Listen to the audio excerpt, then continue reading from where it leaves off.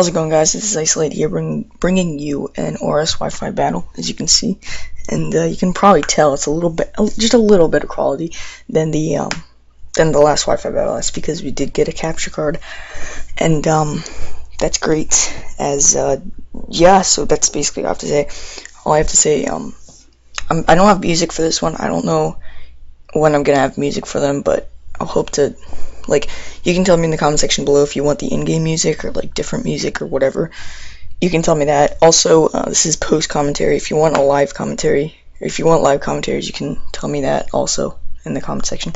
So yeah, this is an interesting mixed UU team. We got 3 UUs and 3 RUs, I think. I mean, Yamega is like BL, like borderline too, which is in between UU and RU, but that's alright. And then my opponent is just bringing a complete OU team. Yeah, it's just all OU.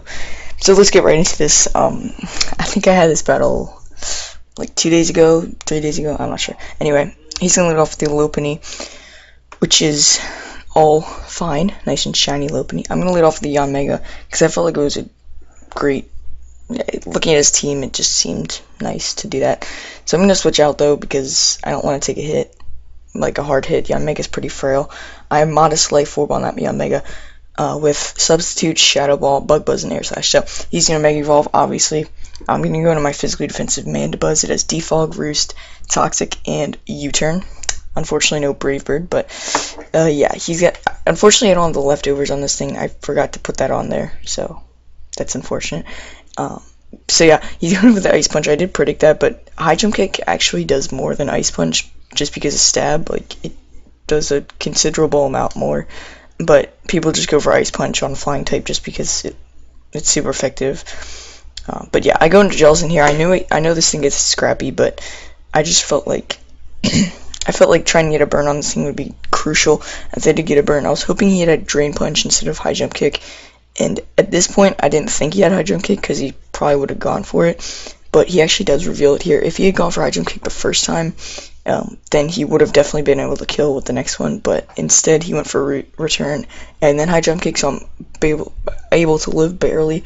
I don't have leftovers on this thing either. I don't know why. I think I messed up because I was making like what am I saying? I was making an NU team, and I put all the items on that team, but then I forgot to put them back on the UU team.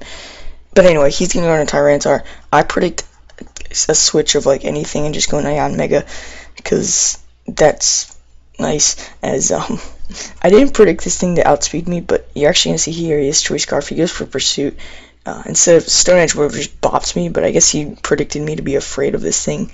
But I'm just gonna go with the Substitute because why not? I do get the Speed Boost this turn, so I am going to be able to outspeed him next turn. So I'm just gonna fire off a Bug Buzz, I believe here. There's no reason not to, I guess. He will go into Excadrill, which is a bit annoying because this Sand is going to double his speed. Not that it really matters because we're getting Speed Boost. But it's also going to be buffeting me, and it's going to be... And the Life Orb is going to also wear me down, so... We're not in a too good of a position here, but we're holding on. So I'm going to get another Speed Boost, so it doesn't really matter if he outspeeds or not because I know I can't kill in one hit. I hoped that maybe I get a crit here, but I don't get a crit, so he lives it. And seeing that Life Orb, I actually didn't expect to live this turn, but I am going to be able to live because the Sandstorm is going to be doing 10 hit points of damage. And yeah, so the Rock Slide Quick Sub, I could sneeze on this thing and it would be dead by now because it's Life Orb. I have one more turn to do something, I guess. So I actually go for the Bug Buzz here just in case he wants to get frisky. Not frisky, but just in case he wants to get risky and go into the Tyranitar. He does go into the Tyranitar, which is great.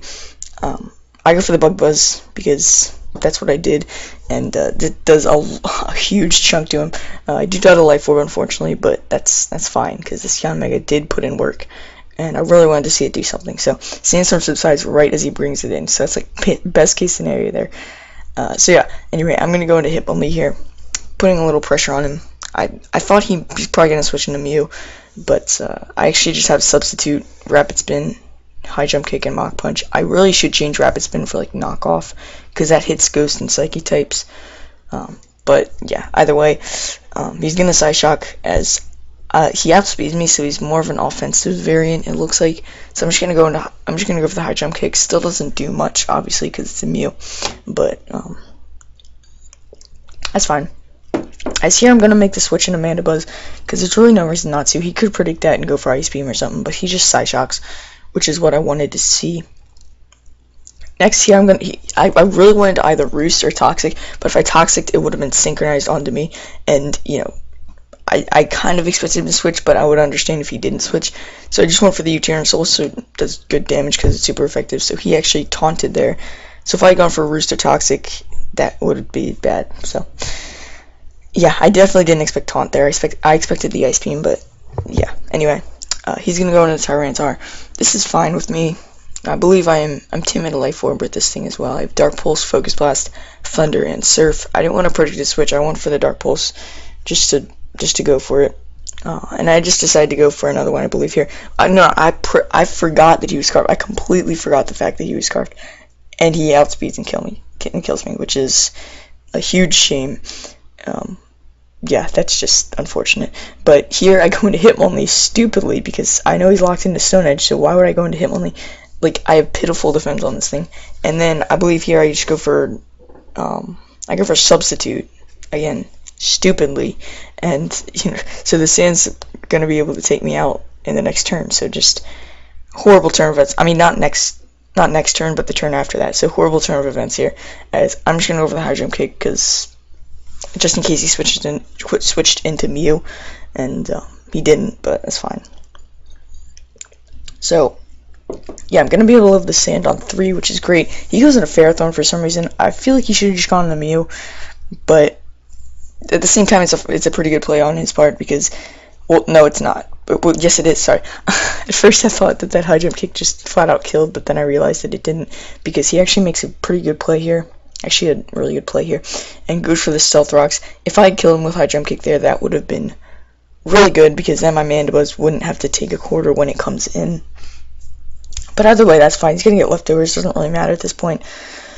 But yeah, I can just go into Seismitoad here, Slime Ball, and I know an Earthquake kills. Like, there's just no doubt about it. So I'm just gonna go for it. Stones, whatever is what it is. I am Assault Vest. I have Sludge Wave, Scald, Earthquake, and Drain Punch. You know, you could make an RU for knockoff. I should probably have knockoff instead of Sludge Wave, but I just figured if I wanted to hit grass types, predict the switch into grass types and hit him with a Sludge Wave. But usually if I'm predicting a grass type, I just switch out anyway. But anyway, yeah, so either way, I'm just going to go for the Earthquake and take out the Ferrothorn. So Ferrothorn's down. He's going to go into Lopunny, which is fine with me. This thing's going to be able to fake out. That's, again, it's fine with me. As, yeah, that doesn't really do much. I have a Drain Punch loaded up, so I can just go for that.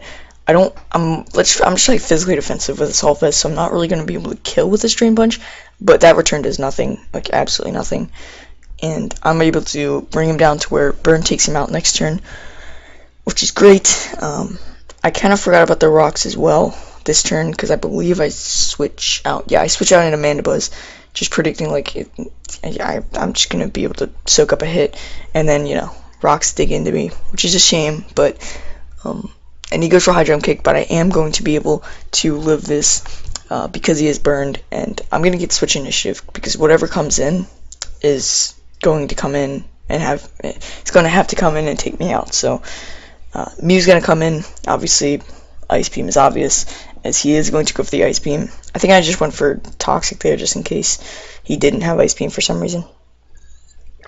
But he does in fact have it. He probably has Dazzling Gleam as his last move because he had Psyshock, Ice Beam, Taunt, and Dazzling Gleam for dark types. But I don't know. Either way, I'm gonna go back in the Slime Ball because it is cool and stuff. He's gonna go into Keldeo. At this point, he has Keldeo, Mew, and Excadrill left, and Excadrill's on like a sliver. So unfortunately, I don't have Stealth Rocks on the sides of it. If I had Stealth Rocks, I would have gone for it there. So anyway, he's going to go into Keldeo. Unfortunately, no Scald Burn, but that's fine. I'm going to go into Jellicent. This Jellicent just walls it. Like, he can't do anything to me.